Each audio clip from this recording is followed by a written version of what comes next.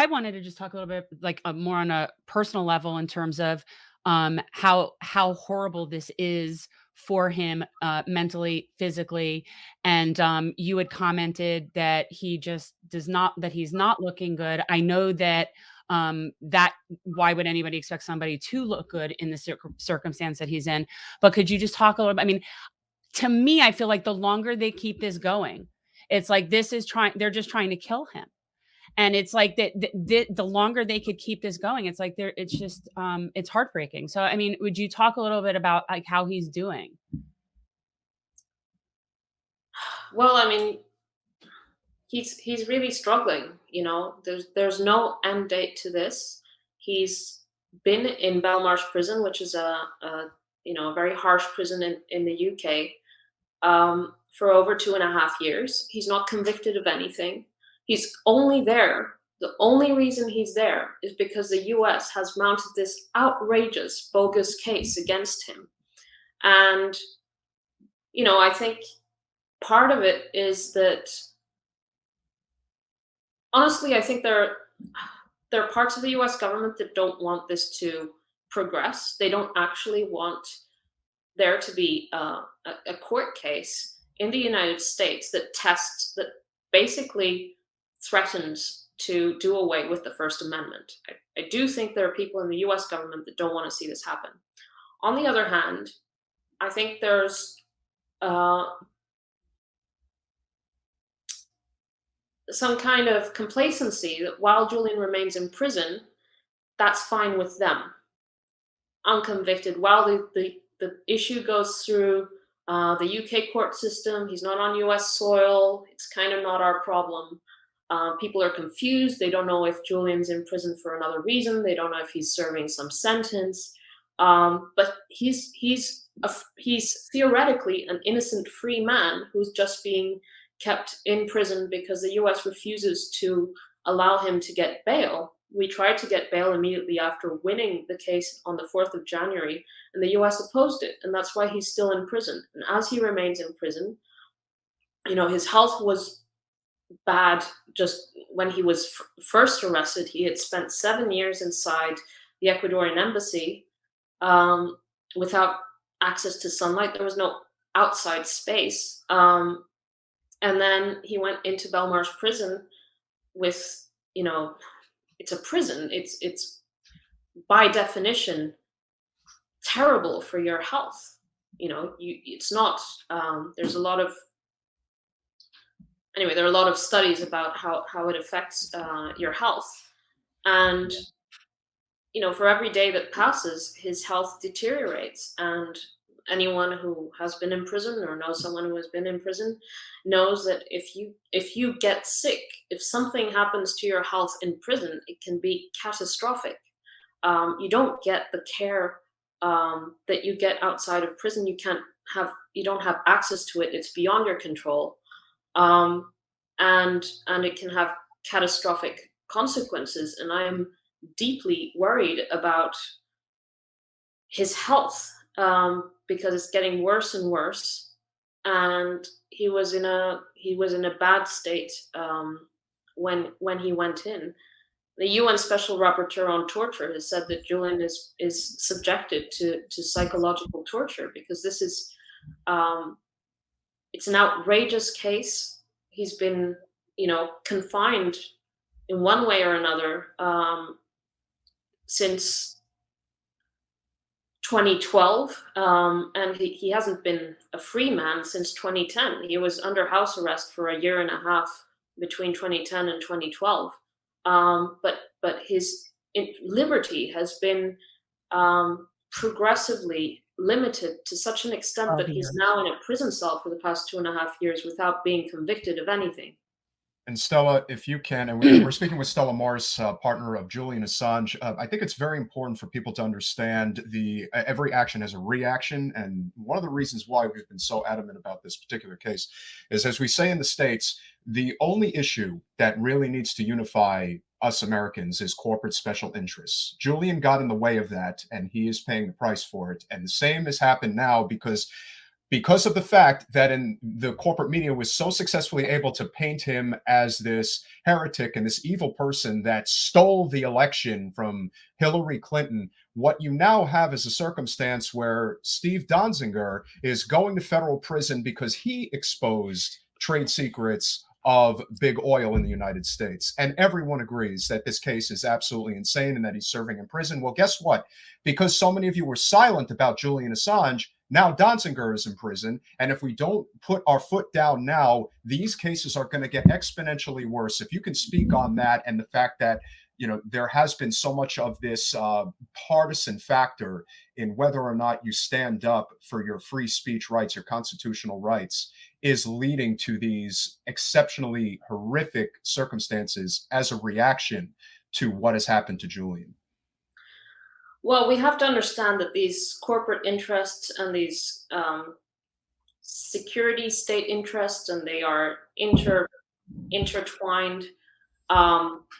And you know, big oil. I'm in Glasgow, where there's the COP26, and I was just reading up on WikiLeaks publications about the environment, and you know, there's just such a wealth.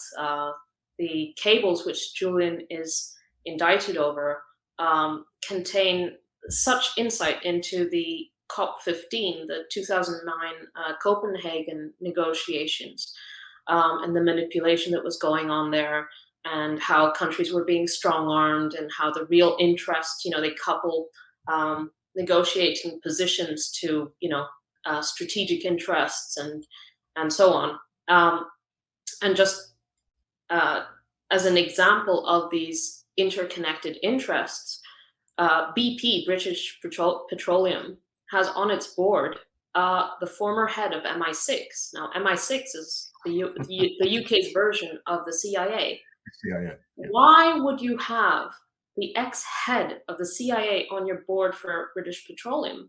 You need to understand that the interests flow both ways. It's a revolving door for the politicians and the bureaucrats to, after they leave office, go and work for these lucrative corporations. But it also is a channel back into the state, into the network of the state, into the network of MI6. MI6 has, you know, environmental or energy, strategic energy, as one of the justifications for one of the things that authorize spying.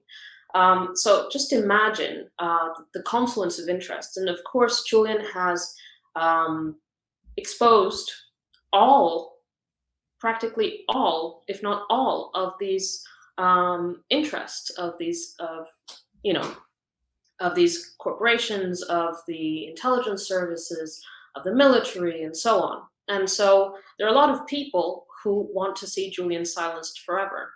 And what happened with Pompeo was that as soon as Trump got into office, WikiLeaks published a couple of major publications about the CIA. The first one was the CIA infiltrating the French election of 2012. And the second one was what's called Vault 7. And Vault 7, basically, in a nutshell, exposed the illegal surveillance of the CIA, just like the NSA, Snowden had done for the NSA. But the difference between the NSA and the CIA, which WikiLeaks exposed with Vault 7, is that the NSA, at the time of Snowden's revelations in 2013, they didn't even have a PR department. Whereas the CIA, well, you know what the CIA is like. I mean, they've been overthrowing governments since their inception, and assassinating, anyone who comes in their way, or they have a massive propaganda unit, and not just internal propaganda unit, but also connections within the media. And this is well documented. It's not, it's not some conspiracy theory.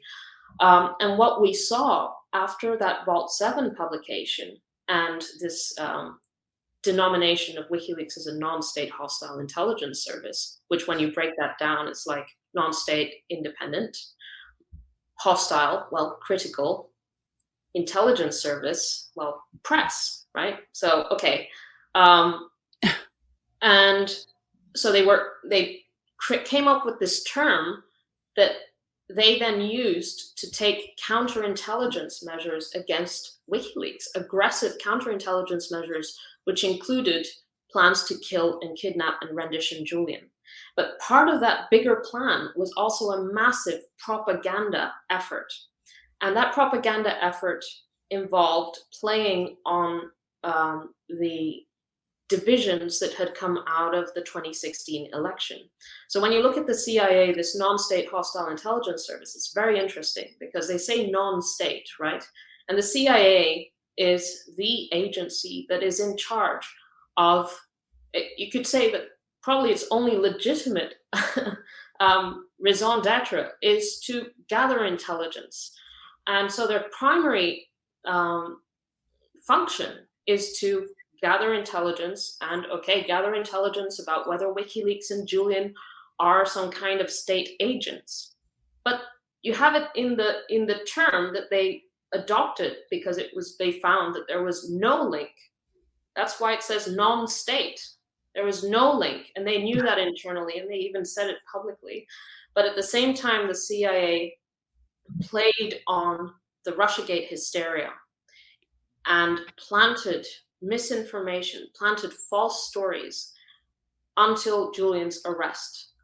They played on these divisions in the US. They played on the fear of foreign influence. They played on the